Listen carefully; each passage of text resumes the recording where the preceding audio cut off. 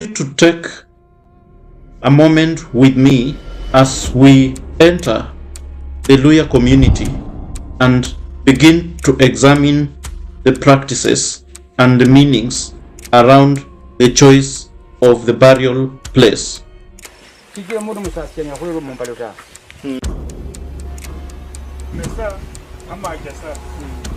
Kama najua kama ninakufia kwa hii nyumba, simu yangu yuko hapo. From a gender-based violence perspective, the final resting place of their people. Before a word is spoken, before a shovel turns soil, before the first tear wets the cheek, there is something in the air. It hangs low over these hills, with the mist, with the dawn. It is not seen, but felt. A pulse beneath the earth, a breath shared with ancestors. It is presence. It is memory. It is the sacred rhythm of a people who have not forgotten how to mourn. Among the Luhya of Western Kenya, death is not a sudden stop. It is a slow walk, a carefully choreographed dance between the living and the dead. Here, mourning is not a moment. It is a process, a ritual, a rite. The drums will speak. The fire will burn. The widow will sit in silence. The elders will whisper to the departed. There is a reason for every act, a meaning behind every gesture, a truth tucked between every silence. You will see grief in its rawest form, loud, public, shared. You will see joy return, not in spite of loss, but because of the deep love that loss reveals. These rituals are poetry etched in the soil of tradition. They are sacred acts of remembering, and in remembering, there is healing. Lean in, slow down, listen.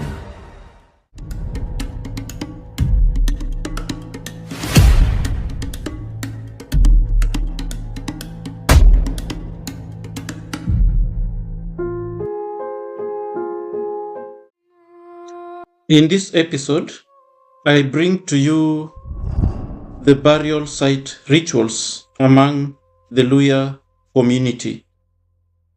And before we expound on these rituals among the Luhya community, I want us to take a reflection across different communities in the world and how they treat the choice of the burial place. In the Bible, we look at the patriarch of Israel, that is Jacob. At the death of Jacob, the Israelites were living in Egypt. But before his death, he requested that when he will die, his body is supposed to be repatriated back to his ancestral land for burial. And when we follow his story after his death, we actually find that was honored. He was repatriated and buried among his ancestors. We also see Joseph. Upon his death, he had requested that though he would be buried in Egypt, a time will come when the Israelites will leave Egypt to go back to their promised land.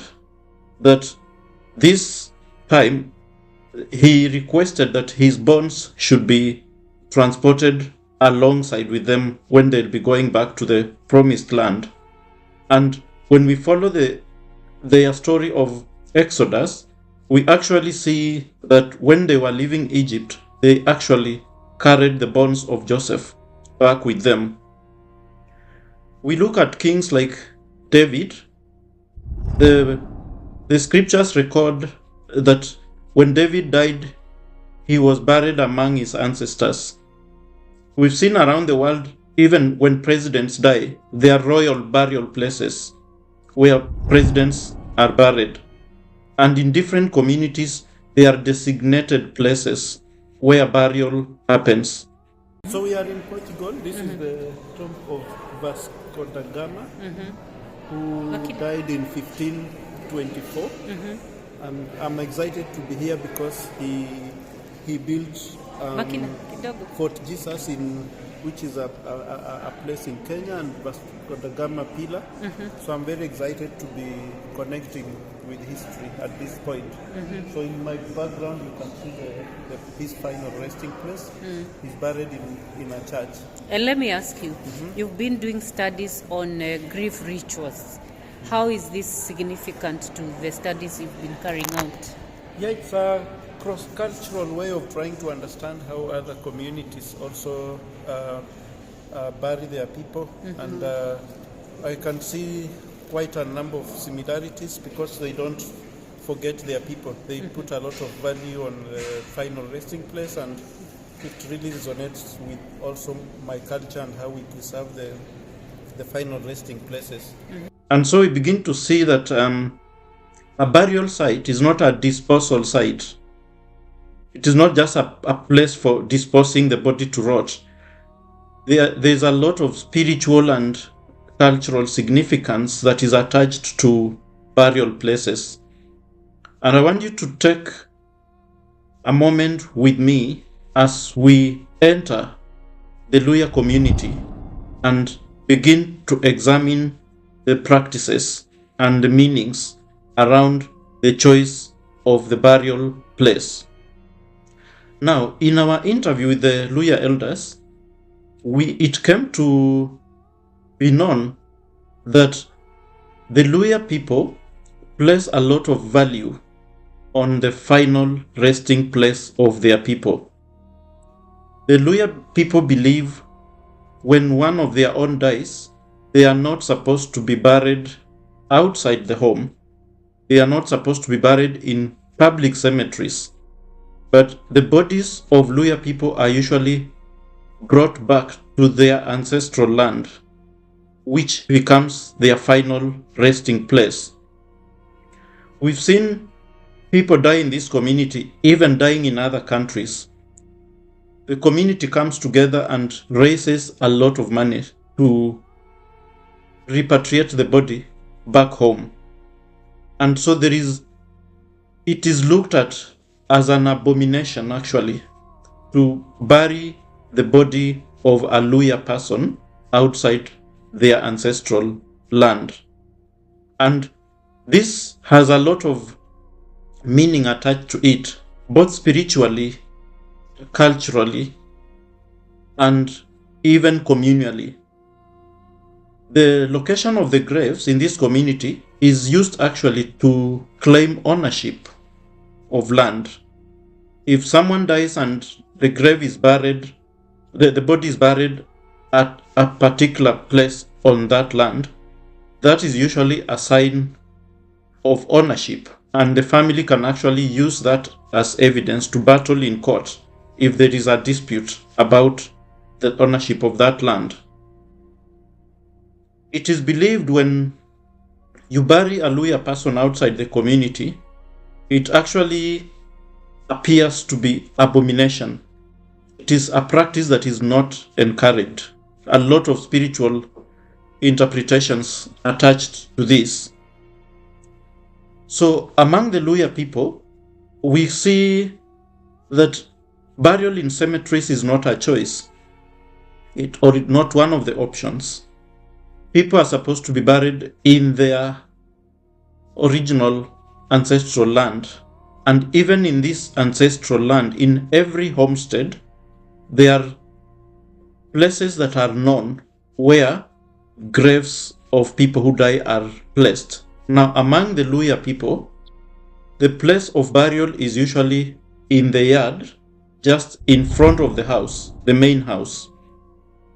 And these graves are positioned in a very organized way with different meanings that correspond with the type of death, the person who has died, and other circumstances that surround the death of this person who is being buried. Now, for many Luhya subtribes, the grave of a person is normally placed in front of the house, and the determining factor of the place where the grave is placed is the door of the house,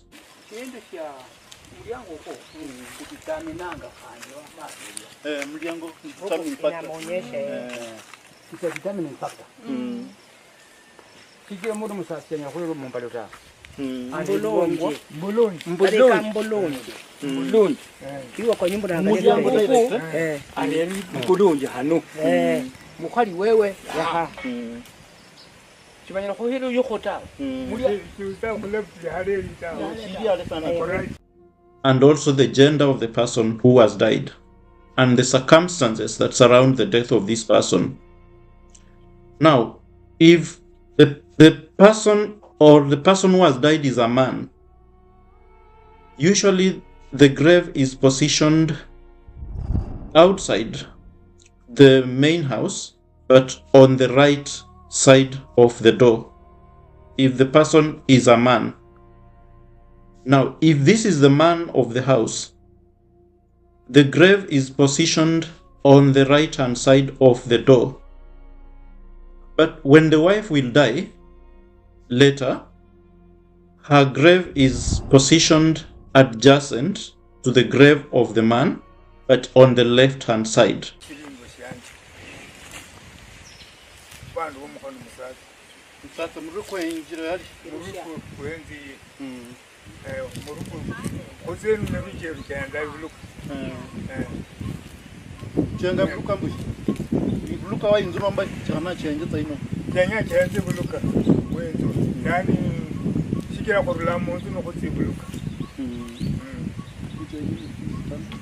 So shirindo shosho shipimungwa nendo chilindo shanshira pimo nendo bayayibero niba baho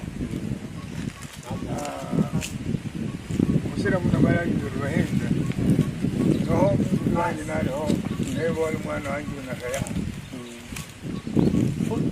shirindo shakarerwa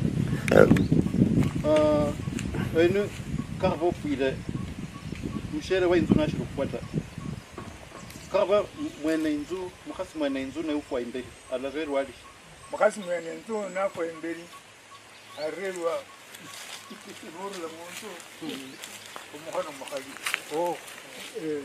nuru la muntu umukono mukali paka abo umukono mukasi kwa sasa rara ngufwa ndeni ifwa kandi balasu ndahimba wena lakini kumkono msasa nawa ninzwarangu kukua mana nondi baadaye andaliso ndahimba wena kumkono mukasi. It is the man who, if it's the woman who dies first, her grave will be placed on the left hand side of the door of the main house. And later when the husband dies, he will be buried adjacent to her grave on the right hand side. So usually in death, the man and the woman are buried in such a way that the woman is always on the left hand side of the man. Now, we want to look at the distance of the grave from the house. If the man who has died is still young, and it is expected that the woman who is surviving will remarry or will be inherited, then the distance of the grave from the house is going to be different as compared to if the couple was too old, that the surviving couple is not going to remarry. Now, in the case where the surviving couple is expected to remarry or to be inherited, then the grave is normally placed a bit far away. The distance of the grave from the house is normally longer. It's a longer distance from the house. This is giving way or giving permission to the surviving spouse that the community expects them to, if they want, to engage in other relationships and continue with procreation for community continuity. But if this person who has died is too old and the community sees that they are past the age of entering other relationships, then the grave is normally placed very close to the house. So when elders are deciding or positioning the graves, these are factors that are considered. Now, if the person who has died is just a man but he wasn't married, then the same rule applies, that the grave will be placed in front of the house on the left. And if it's a girl, it will be placed on the left of the door. Now, there are other scenarios that help also determine the positioning of the grave among this community. And we want to expound on some of these factors. One of them is the nature of death. If someone dies a natural death, we can see the way graves are positioned in front of the house. But if the person who dies maybe died through suicide, usually the grave is placed in the same position, but when the burial will take place, the soil that will be put refilled in the grave is normally not allowed to go beyond the ground level. So the grave of someone who died of suicide among the Luhya people is usually flattened on top. This is one way of trying to forget the person. The grave is not supposed to leave a heap of soil like other graves do. All other graves that are used or for burial for people who die in this community, burial is normally done in such a way that a heap of soil is left around the grave so the grave can be detected from far. It is to show that we still want to remember this person. But if the person died of suicide, the community tries much to forget the person. So they level the grave and actually plant grass in a way that the grave is not supposed to be detected from far. We also have ways in which graves are placed depending on marital status. Now, if a woman was buried and then she divorced and went back to her father's house, when she dies there, she's not supposed to be buried in the front of the house, just like we've seen with the other graves.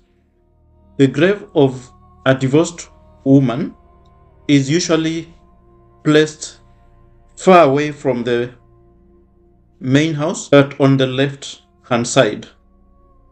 And usually the grave is hidden. Either some Luhya dialects bury this person behind the main house so that her grave cannot be seen. It's like assumed it is shameful, so this grave will be hidden. Nataka unipeleke mahali msichana mwenye alikuwa amezaa watoto na alienda akarudi anazikwa wapi? Lakini amekufia hapa. Amekufia kwao lakini alikuwa na watoto alionyesha kwa hii boma inaweza kuwa kama wale. Huyu msichana amekuwa mkubwa. Tuseme ameoleka ama tuseme amezaa ama hajazaa. Lakini mkubwa is over 18 years. Na bahati mbaya amekufa. Atasikwa kando. Kulukaka. Na hii kando anaangaliana hii nyumba. Asije akawa mbele.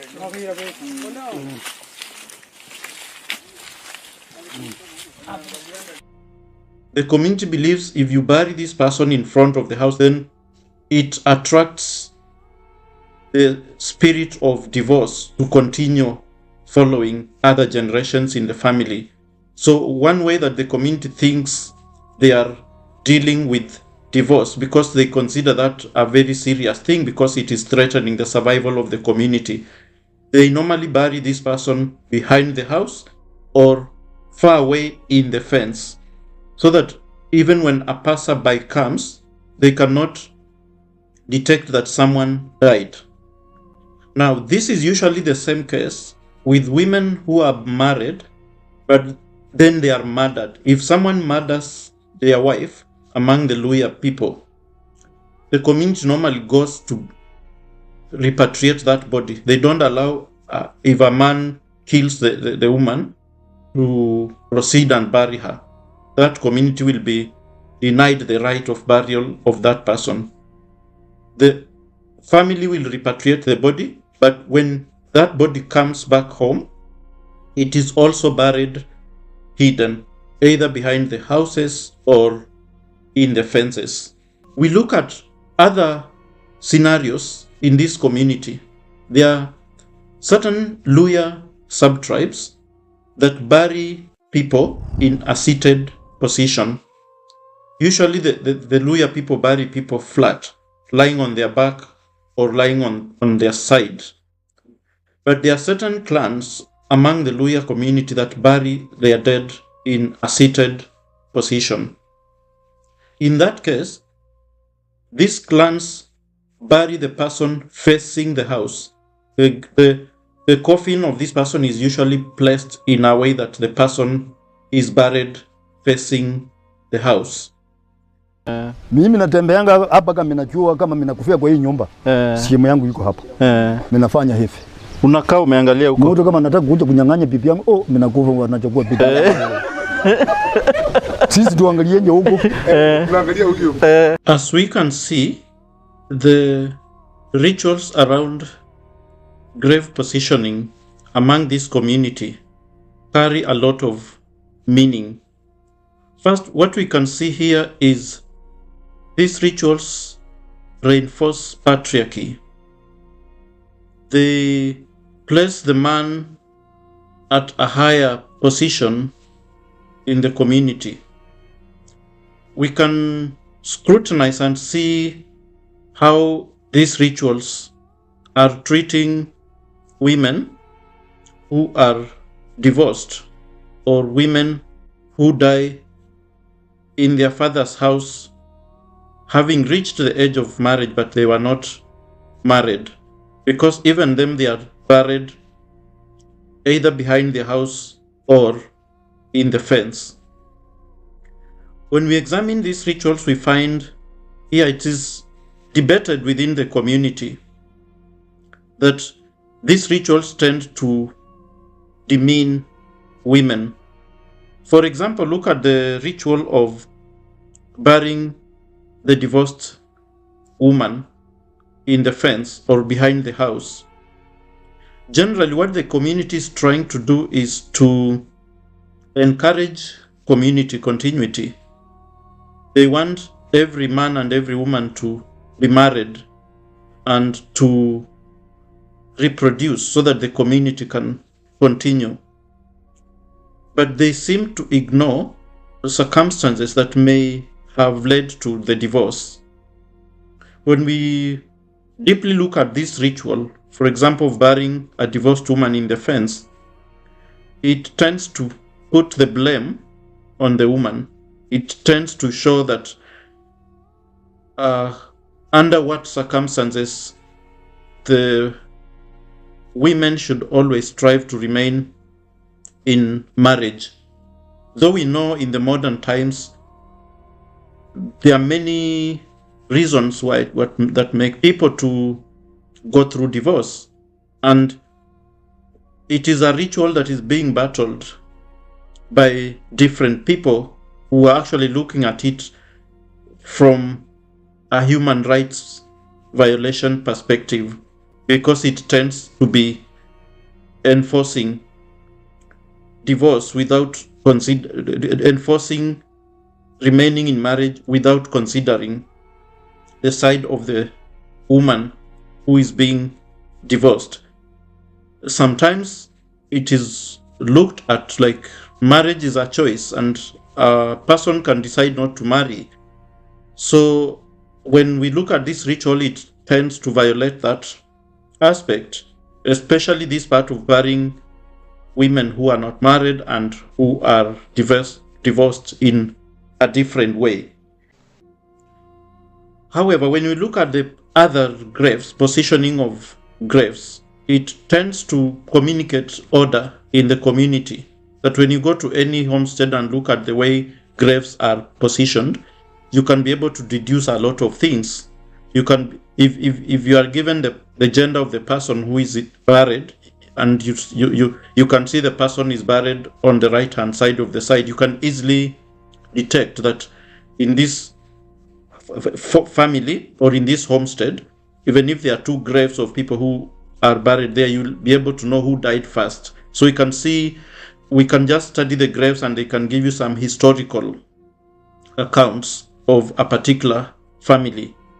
If you look at the way the grave is positioned from the house, for example, you can be able to detect the age or the age category where this person died, because we are seeing if a couple is still young and then the grave is positioned further away from the house to allow the other couple to proceed and remarry or get inherited. Kijana kama ameoa na amekufa, huwezi weka kaburi hapa karibu, kwa maana ule anapaki ndani watu ni msichana, na kuna watu watakuwa kucha kuingia hapo kumeletea sukari.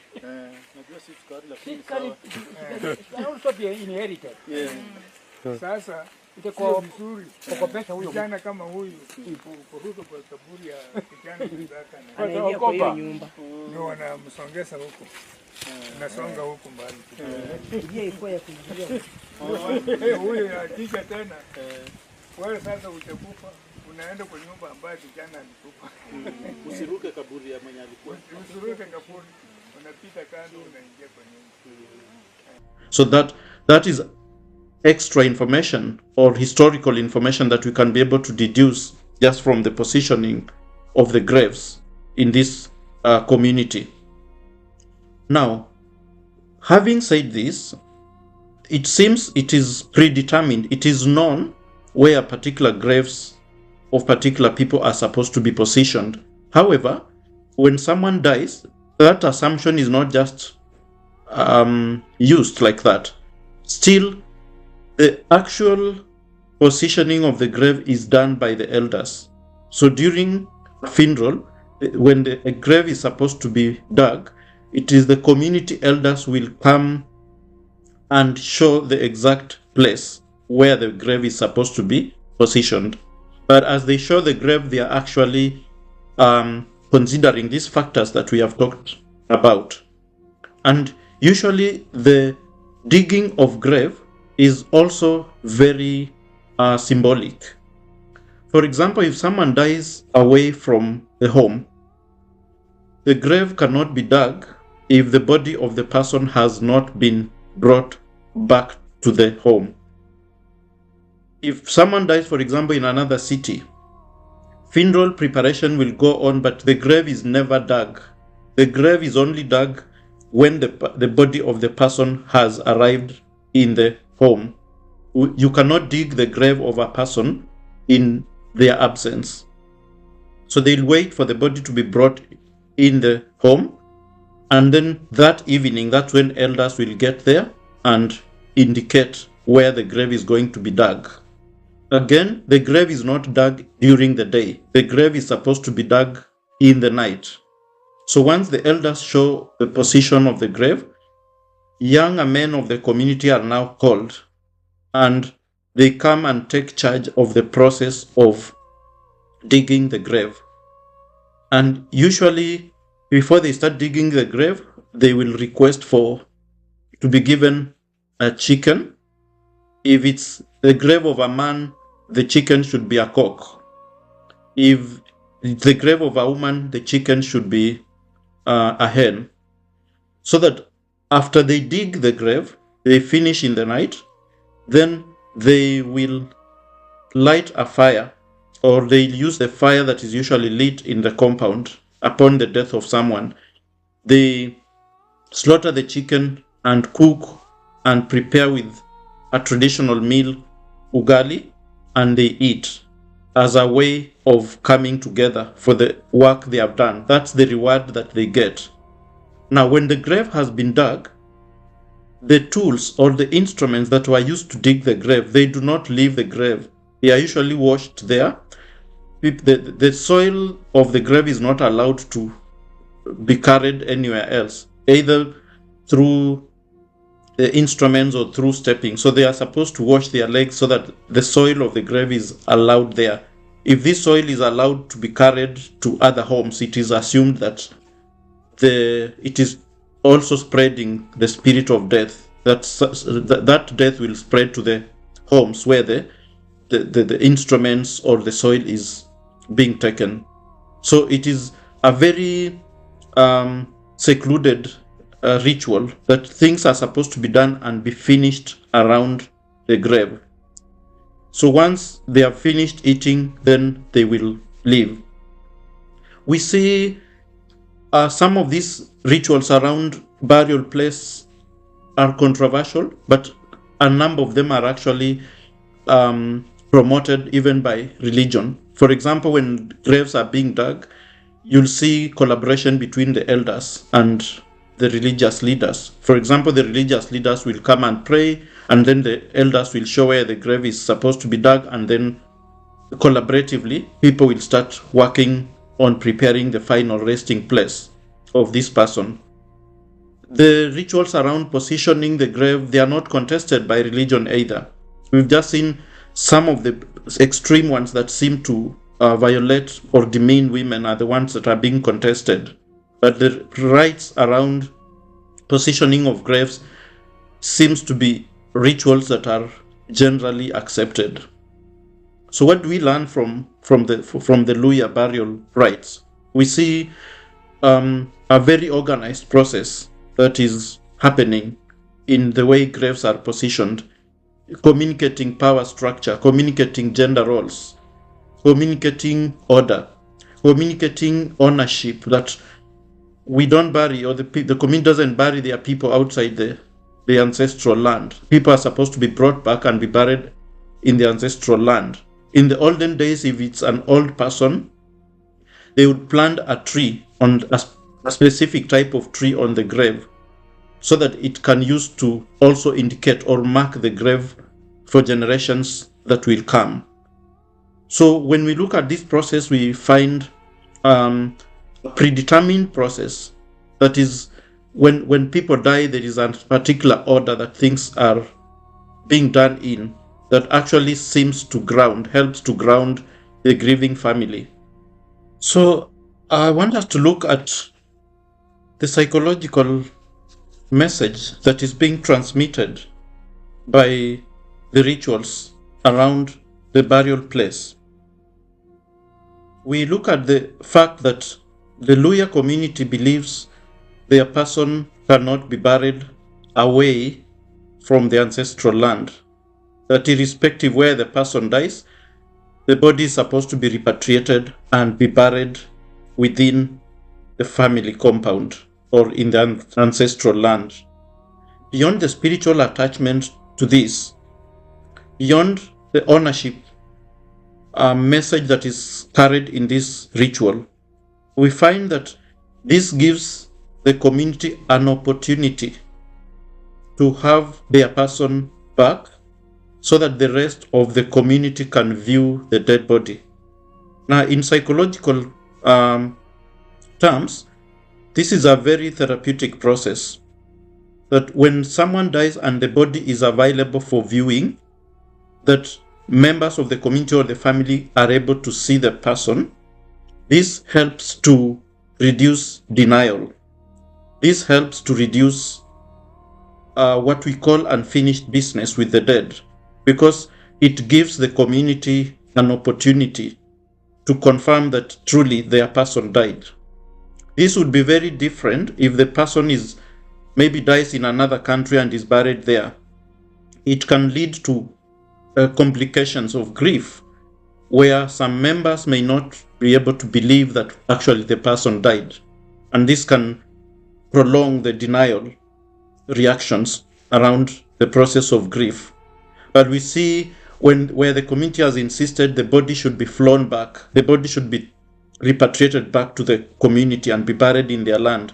It is allowing all the members of the community to come and witness that truly their person died, to come and participate in the process of burial.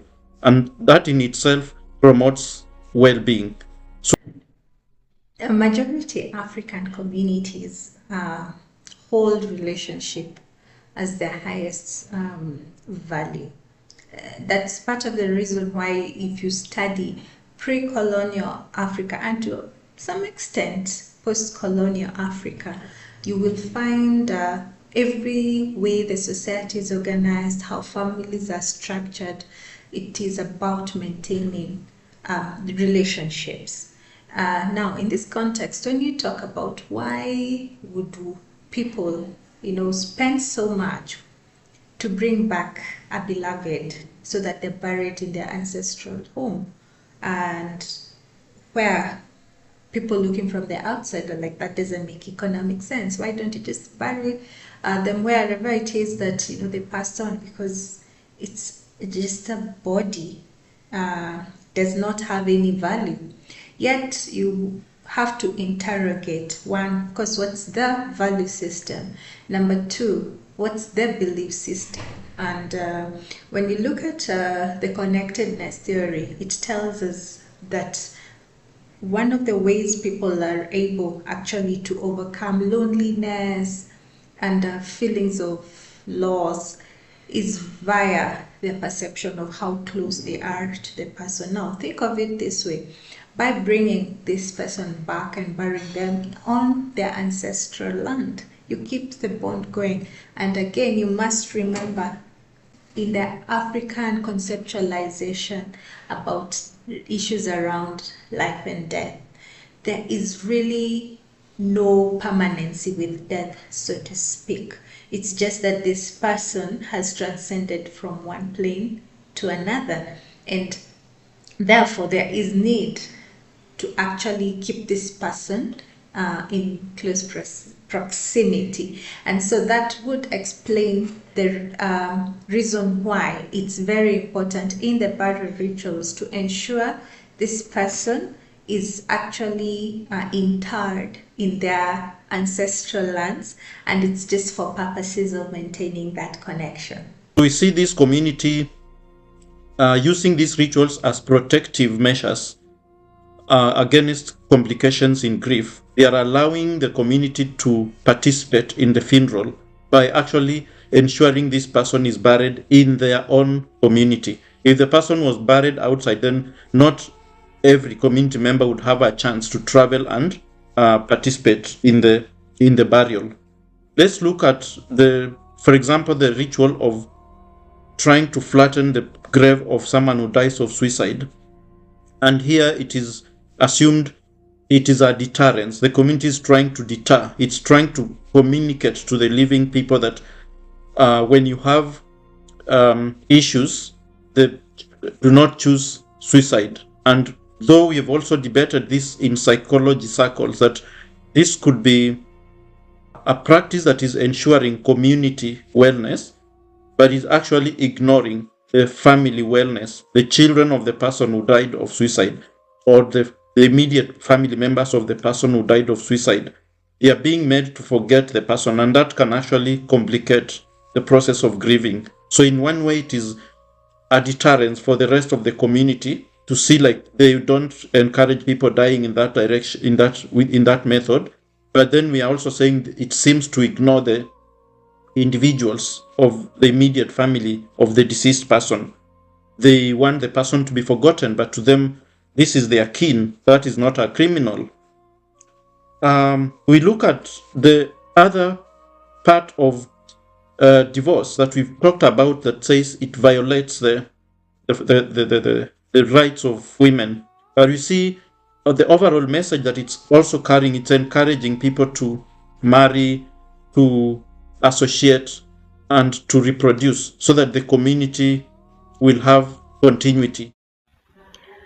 From a gender and psychological perspective, these burial practices that symbolically separate divorced women or unmarried women from the rest of the family, such as burial at the edge of the homestead or the fence line, they can have profound social and psychological implications. These practices, they often communicate very powerful social messages about worth, belonging, and dignity. And when a woman knows that her social identity, even in death, will be tied to her marital status, it can create a deep fear or shame or internalized stigma. And it also reinforces the idea that a woman's value is conditional upon marriage and conformity to specific social expectations. So, psychologically, such cultural messaging can also contribute to anxiety, low self worth, chronic stress, and identity based distress among women and girls in the community.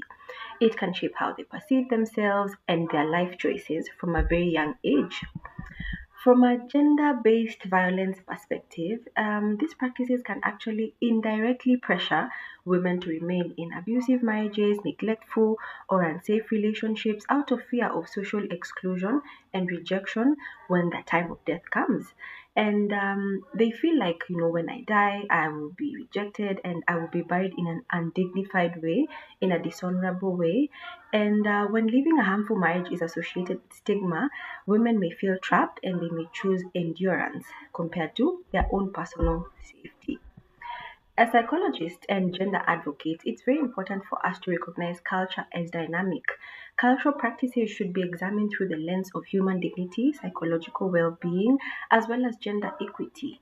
When we preserve cultural identity, it shouldn't come at the cost of perpetuating shame or fear or systems that limit women.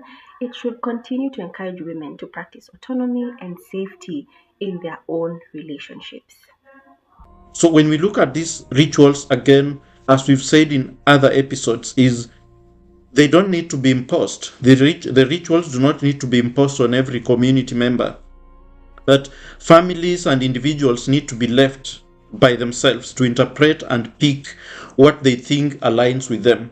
For example, if families feel they don't want to bury their person in the fence, then the families should be allowed to not to go in that direction. The community should not enforce the rituals on individuals who are not willing. But when we take a deeper examination of these rituals, we are finding just beyond the ritual, there are so many other cultural transmission messages that are being carried. The rituals around digging the grave and sharing a meal together, the grave diggers. It's a debriefing way that after making the grave, they will eat together, they will jointly wash the items that were used to dig the grave together. That communal way of doing things is a support system in itself. It's a debriefing aspect in itself. And so just beyond the ritual itself, we can see the ritual is carrying some meaning, historical meaning. It is carrying spiritual meaning, but it's also carrying psychological preventive interventions that can be used to alleviate complications around the area of grief.